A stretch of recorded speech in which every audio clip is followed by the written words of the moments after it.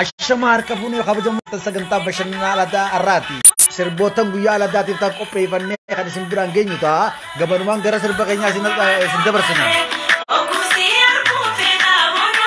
Afeerraa gaarii.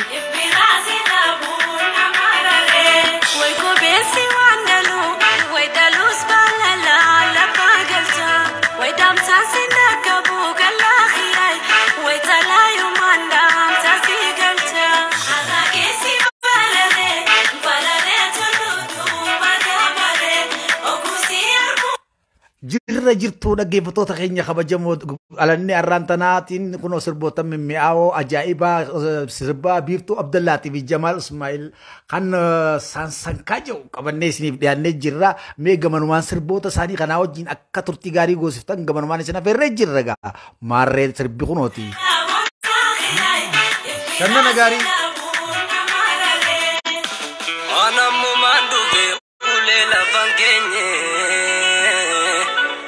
Bareedu akkaate waan argeetu dhagee.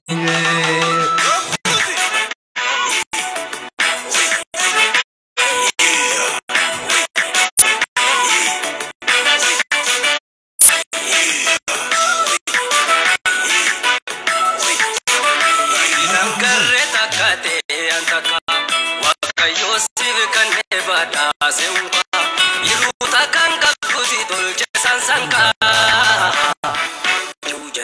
Sente onne toka baka iruta kanka kusi tolche sansanka Yujatenna sente onne toka baka Silangarre hakka khayasaka akayosi Ahmed mee waa'ee sirbi shaggooyyee gahu maaltu si dhageema mee akkam ilaalta sirba shaggooyyee ijoolleen tun amma ilmaan afran qalloo kanaan durattis seenaa muuziqaa aartii Oromoo keessatti warra bu'uura jalqaba kaayeerraa tokko hojiileen aartii Oromoodhaa isaanii tokko jechuudhaan biqiltee ammaas kunoo dhaloonni haara inni warri akka biiftuutii fi Jamaal hojii boonsaa hojjechaa jiran mee akkamiin ibsitaan? Gaarabbiitiin siin gaafan dhagoo qaama kanaan nasuu kannaa keessatti ni farka waan ta'eef jecha kanaaf gaanii eegallee ni jalqabne jidduutti ni dagatamne ammaan tana dhaloonni maan tana lafaa ka'u kun bakka sanitti nu deebisaa jira waan ta'eef isaan kana jajjabeessuu cimsuu karaa hundaanuu abbootiin qabeenyaatis cinaa dhaabbatanii keessattuu shaggooyyee teenya tana akka hin dagatamne akka hin irraanfatamne akka waltajjii gubbaan dhabamne taasisuudhaaf gaheen dhaloota irraan tanaa murteessaadha warra ammaan tana nu duratti beekan immoo jajjabeessuuf anaaf illee irra sooshaal miidiyaa darbaanii waan ta'eef kanaaf dargaggoota keenya ammaan tana lafaa dhufan kanaan jajjabaadhaa itti fufaa isin duuba jirraanii jechuun barbaada. Meegaa gamanumaan walleen kunoo qophooftee jirtiiti walleen irraa wanni isin qabataa bashannantaniitti bohaaruu qofa maarree kunoo ijoolleen kunooti.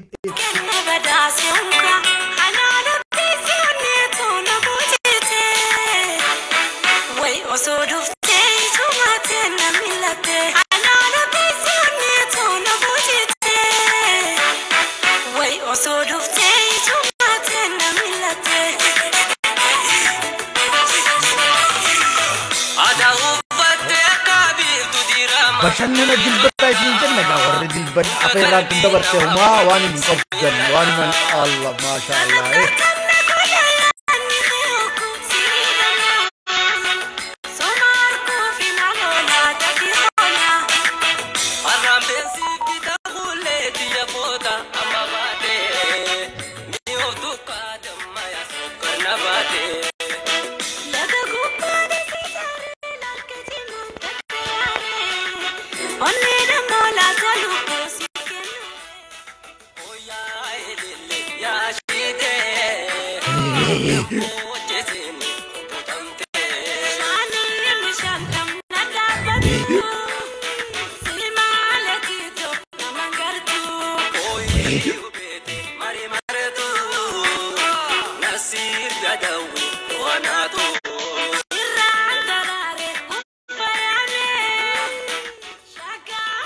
Ashama hordoftoota keenya akka bashannantan abdii guutuu isinirraa qabnaa maarree isinillee wajji sirbaa jirtan nuun jechuun ooltanii arraantan amma sirbuun keenya oolamu gara boodaatti meegaa sirba biraatti osoo cintarree sirba kana waliin finnee gara sirba biraatti citaru ta'a bashannana gaarii.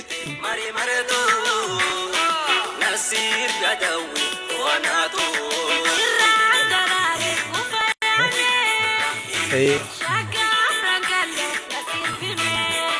Kanaafuu gaamee namoonni sagantaa ta'in hordofaa jirtan gamanumaan artistoota keenya jedhee suuratti artistoonni keenya warreen hangafoota irraa yoo fudhannee warri akka Yoonis Abdullaa Yarraan sana osoo waan takka irraan horratin kan akkanatti jireenya gaxaanaa keessa jiran ta'a. Mee abbootiin qabeenyaa addunyaa isaanii qabanii taa'uun hiikaa inni qabu maali? Hiika takka illee hin qabu. Namni afoola aadaa isaatiin eenyummaa isaati. Namni tokko waan afoola hin qabne seenaa hin qabu. Namni seenaa hin qabne saba hin jirre. Kana hojii qabatee hawaasni keenya aadaa fi seenaa isaa duudhaa isaa baasee babal'isee addunyaa irratti ittiin beekamuudhaaf namni qabeenya qabus artistoota keenya cinaa dhaabbatanii hojii aartii kana lubbuu godhu akka qaban gamanumaan carraa kanaan akka ijoollee tana badhaasuu qaban dhaamsa hodhaamaa mee amma sagantaa sirboota biiftuu fi Jamaal irraa gara sirba biraatti kana citarrota sirbi kunis sirba shaggooyyaadheetti arra alanni arra taphaa kubbaa miilaa Faransaay fi Arjentiinaa fa'aa wajji wal qabsiisee hangasitti isin bashannansiisuudhaaf nutis qophiirra gallee jirra bashannana gaarii.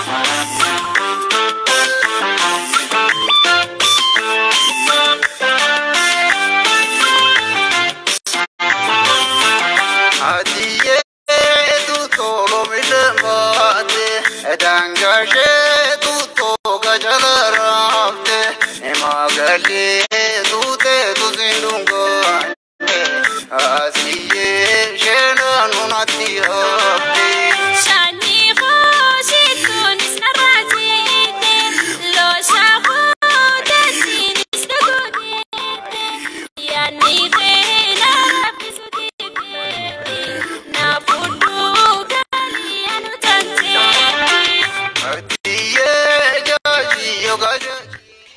Ashamaa harka funee daawwattoota keenya dhaggeeffattootaa fi daawwattoonni keenya gamanumaan akka sirboota keenya guyyaa har'aantanaatti gammadaa jirtan abdii guutuu isinirraa qabna. Sirbi Nagayoo Guutamaa hedduu isin bashannansiisee jira.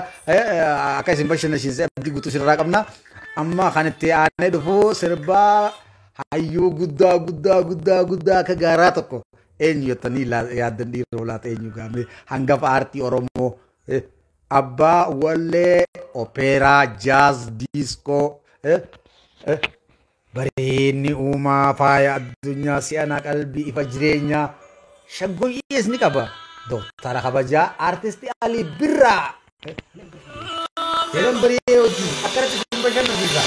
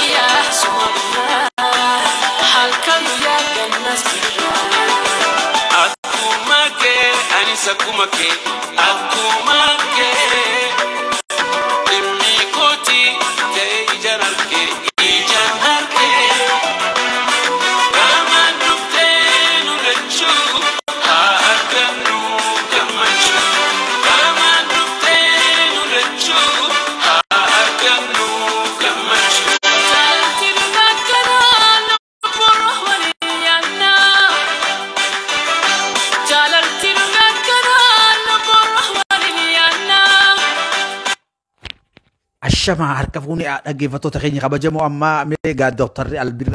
Ali Birraa jechuun wallisaa keenya hangafa. Dhaloonni amma dhufaa jiran maal barachuu qaban Ali Birraa irraa ammatti? Artisti Ali Birraan kaa daandii nu saaqee karaarra nu kaahee bara dukkanaa keessaa fuudhee asiin nu ga'ee jira. Gootota qaalii keessattuu warreessa bakka bu'uu danda'an kumaatamaan horatee jira. Dhiyeenyatti lubbuun isaa dabruudhaan gadda jabaa keessa jiraannus artisti Ali Birraan hangafa keenya goota keenya yeroo hundaafuu leejendii keenya. Kanaaf gafaana isaa hordofnee xurree inni nuuf tattaraaree deemnee dhaloonni ammaan tanaa seenaa isaan bara dukkanaa keessaa fuudhanii asiin nu gahan itti fufsiisuu akkasumattis daandii isaan nu saaqan irra deemnee qabsoo isaan eegalan galmaan gahuu nu feesisa. Keessattuu wanni qaanqeen qabsoodhaa keessattuu gama aartiitiin eegalte baha biiftuu jechuunis baha biyya teenyaarraa keessattuu afran qalloon eegalte. Xiqqoo dadhabbiidhaa turraa mul'ata. Gama san hin deebifnee utubuu irratti dhaloonni ammaan tanaa namuu geessarraa eegamu baachuudha qaba yaadachuun qaba. Mee keessaa Ali Birraan sirboonni isaa ni mimmi'aawa hedduu namatti tola. Kan jalqabarraa kaasee sagaleen isaa hanga dhumaatti osoo akka nama ganaa nama muuziqaa amma tokko eegaluutti osoo bareechuutiiti du'aan addunyaa kanarraa boqotee jira. Dhaloonni mee kilippii akkasaa babbareedaa kan dalaguu irratti akkamiif qopheessuu qaban jetta. Kanaan si gaafadhamee carraasii kan darbu kana. Tolee galatoomii anillee ogeessaa miti garuu yaadaan qaba. Maaltu nama mul'ata seete bara dur artistoonni keenya wayitti sirba tokko baasan akkasumattis walaloo tokko wayitti barreessan waliin dhufanii gamtaadhaan waliif laalluutu ture. Gamtaan malee mana barnootaa baratanii hojjetaniiti miti wallaalchifachuutu jira. Arraan tan immoo dhaloonni ammaan tanaa hanqinni mul'atu maal seeta namuu walaloo ni qaba.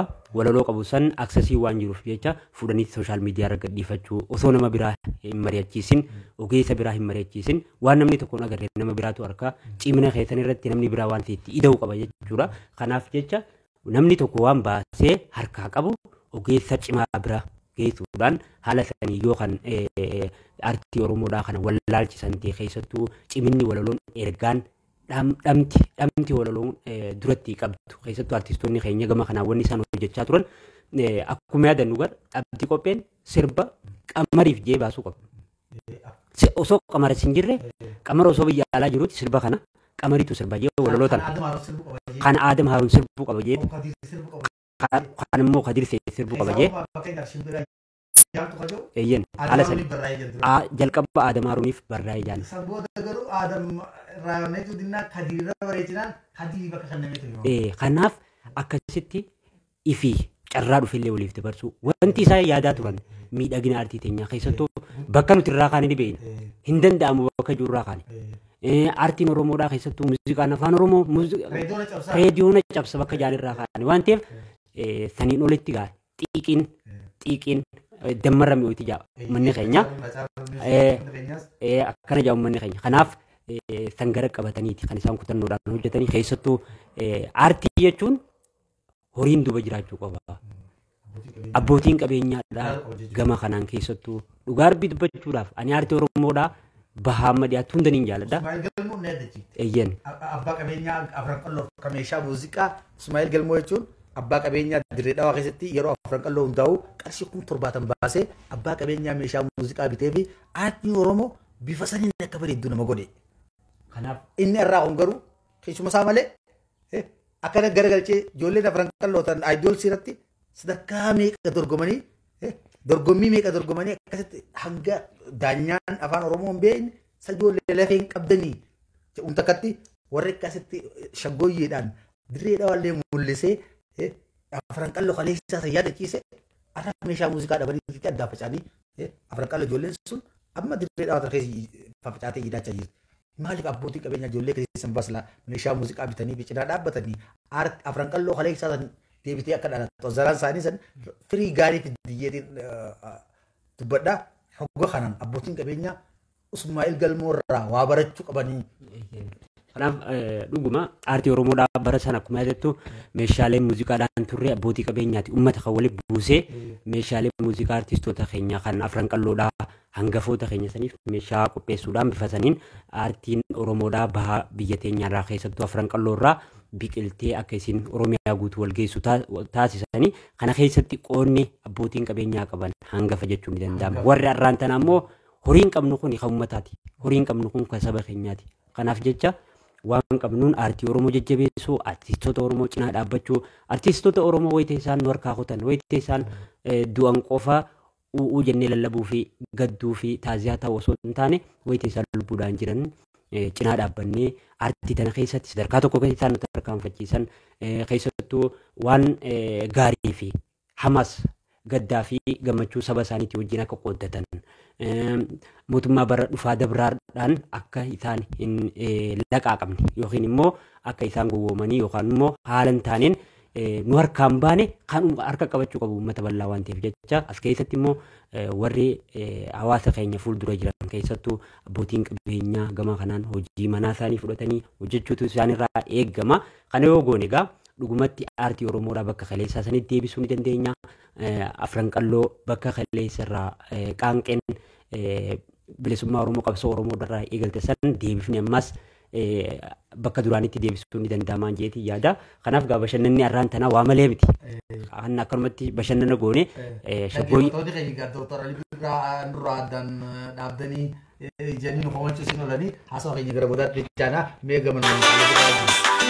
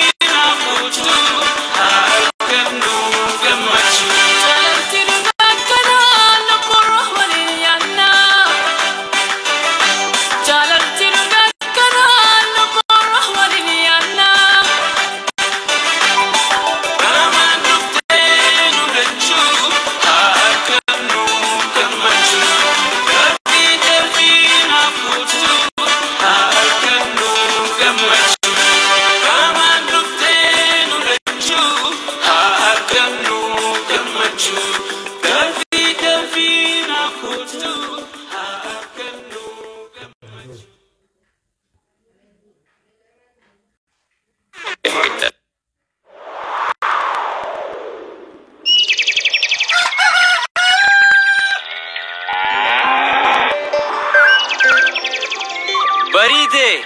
Oi. Arra galgala deemnee shagoyyee sirbinaa qophaa'e. Ai. Maali yaa urjiteenya?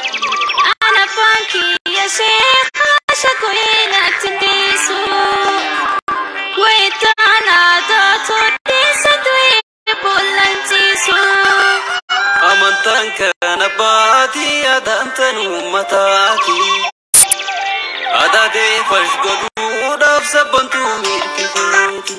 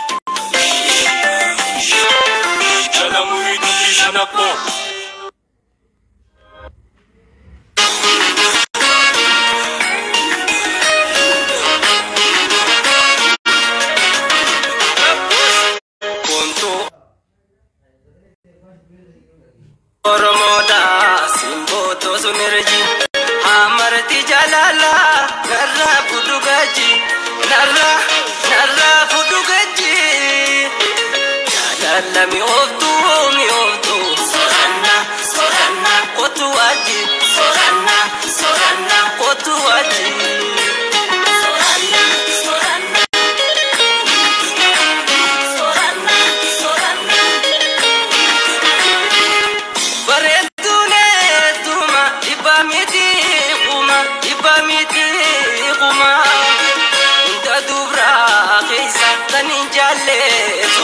taninjalle suma shimbir golitiya abrasha jalala kulle khanko tai ifininsi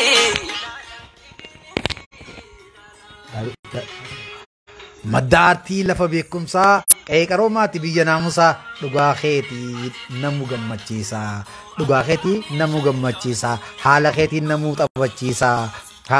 namuu taphachiisaa dirra itti wanni hundi kuusa kanaaf namuu si jabeessaa tokko garuu si balleessaa irraa dhugee haayilaandii hin laallatu sanuu daandii numa darbaa sanuu irraa gadi ayamba biftuu dirreen haa jiraattu dawoon aadaa wal gargaartu qulqullummaan hogguu haa jiraattu yaa biyya namni isii gaarii yaa biyya naamusaa dirree keessaan olii gad si deddeemsisaa dirree dhawaa keessaan olii gad si deddeemsisaa.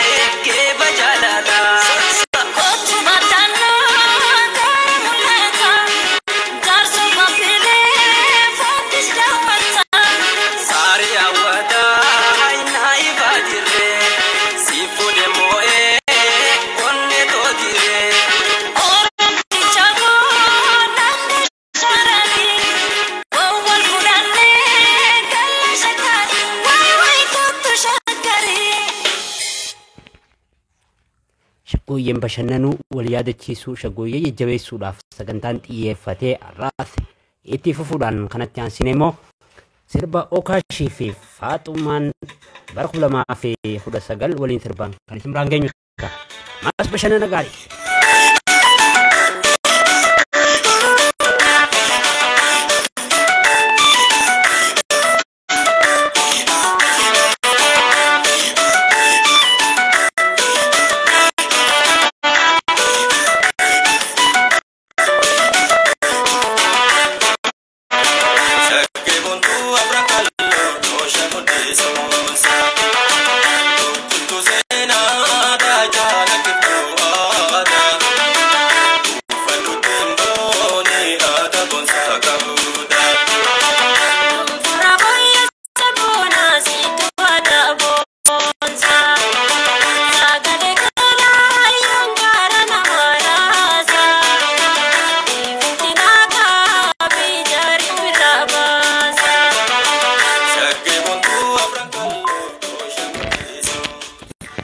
Marre walaloo shaggooyyeetis jidduudhaan kan isin biraan geenyu ta'a. Allee dilatti diinaa dubra laga allee hundi maqaan Madiinaa. Tunis walaloo shaggooyyeeti. Walaloo shaggooyyee hedduus qabannee isinii dhufnee jirra. Mee gabanumaan sagantaa teenya har'a afeerraa sirba shaggooyyee akka itti gammaddan gaafii takkaallee hin qabnu. Allee godaanee ilmi maayaa gurraachaa afran qal'oo duulaaf kaate waraanaan gattee fixee billaachaa. Kunis walaloo shaggooyyee afoolaa qabattee jechuun seenaa waa'ee Allee jechuun abbaa gadaa Allee duullee gadaa jechuudhaan beekamaa abbaa gadaa ture. Wantoota akkanaa kana qabattee Ameerikaanii dhufee dhaga gaaraatuma duriin odeeffadhee daanyaan dubraasuma baharuma jiraaraachi bishaan miisu numa tura malee rabbiin zajaan dhiisu zajaa qubullaahi rabbi siyaa dhiisu rophilaa jamaalaa hasamii barrisu bishaan waa beekamaa qullata addaatu akka bani aadam goytaan gunaan nyaatu marree kaniraatis lammadda deemnee qabannee isinii dhufna.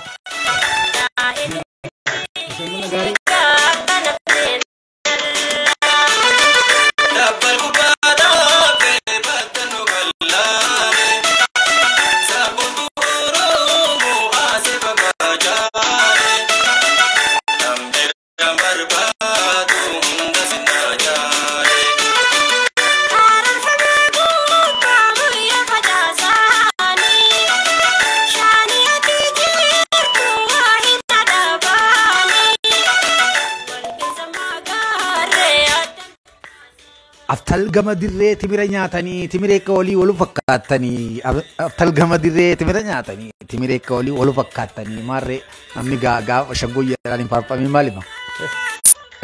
Afeerraa.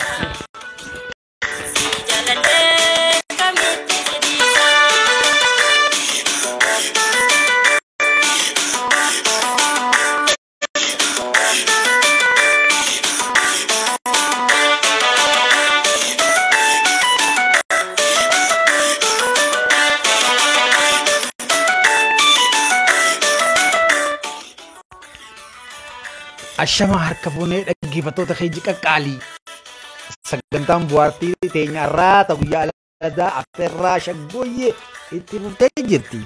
Walaloolees qabattee dhuftee jirti. Billoo koo xiqqaa mummurataa lafee yoo naati ol taane gabbarri nu hafeetti. Marree kana caaltu meeqaan tokko jira.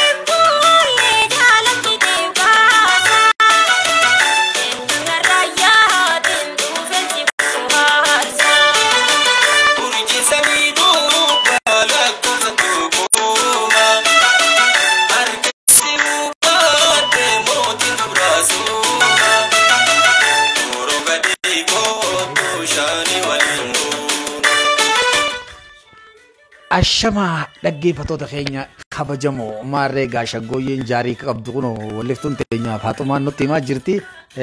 Jaarii shaggooyyee ulfaattuudha.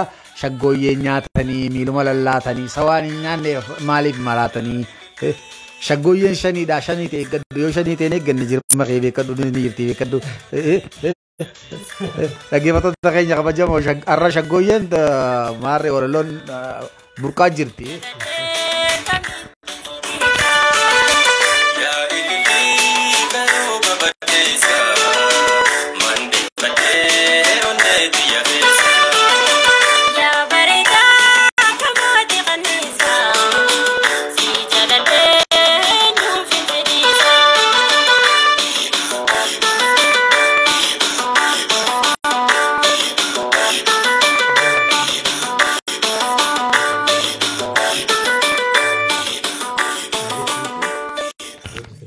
Tolega kabajamoo dhaggeeffattoota keenya sagantaan keenya addaa irraan tanaa shaggooyyee jajjabeessuu irratti xiyyeeffate kan hangammaan tanaa hordofaa turtan kana fakkaatan ana Ahmad Mahammadii fi akkasumatti eessa Najjaa Dassaan isin bohaarsuudhaan shaggooyyee isin yaadachiisuudhaan hangammaan tanaa isin waliin turree jira kanuma nu guddifadhaa isiniin jenna gaahii yeroo biraatis yoo haalli kan nu mijaahutee tapha waancaa addunyaadhaa gara boodaatti tapha Faransaay fi Arjentiinaan waliin taphatan kan waancaa addunyaadha. Taphannee kan isiniif dhiyaannu ta'a hamma ammaan tanaa warri wajjin turtanii dhaggeeffachaa turtan isin galateeffannaa. Halatni bashannana